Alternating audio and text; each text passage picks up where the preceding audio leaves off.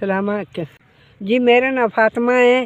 तो जी मैं बुढ़ी औरत हाँ, मेरा घर वाला मर गया है जी। मैंने नूंहां ते पुत्तरां रा के ते जी मैंने काट छड़िया। मैं दर बेदार धक्के पे खानी हाँ तो जी कदी पेके कदी इदे मांग पेन के पे खानी हाँ जी। मेरा वक्त बड़ा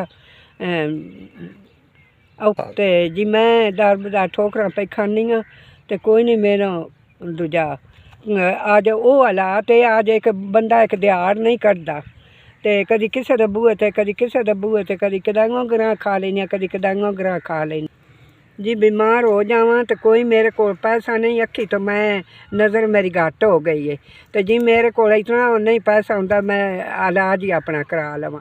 या फुल बेरी में निकली हो गया मैं बीमारी आ रही हाँ तो जी मैं बड़े अपने आपे तो मजबूर हाँ जी। मैं बुढ़े बारे अल्लाह दे आसरे ते बैठी हुई हाँ, कदी किसे दे घर कदी किसे दे घर तो जी मेरी कोई हालात नहीं। मेरे को इतना भी नहीं होता जी। मेरी अखी दा दारू मैं अपने जिस्म दा दारू मेरा जी खून खराब होए है। 1 2 3 4 5 अल्लाह पाक भाई दुआ तंदुरुस्ती देवे मेरा पुत्र जिन्हें ना बुढ़ी माऊ दा तरस किया है तो दवाई शवाई लवां दी तो बड़ियां बड़ियां दवाई देवां दी।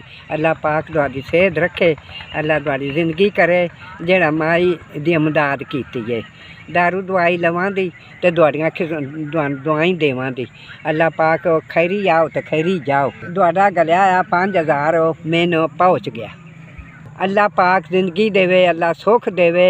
ए मैं दर बेदार धक्के खांदी फिरनी हाँ, बालन चुनदी फिरनी हाँ। कोई जी ना नूंहां टुक्कर देनियां ना पानी देनियां ने तो इयां कदी किसे दा बूहे ते कदी किसे शुक्र है ओहदा अदा करनी हाँ।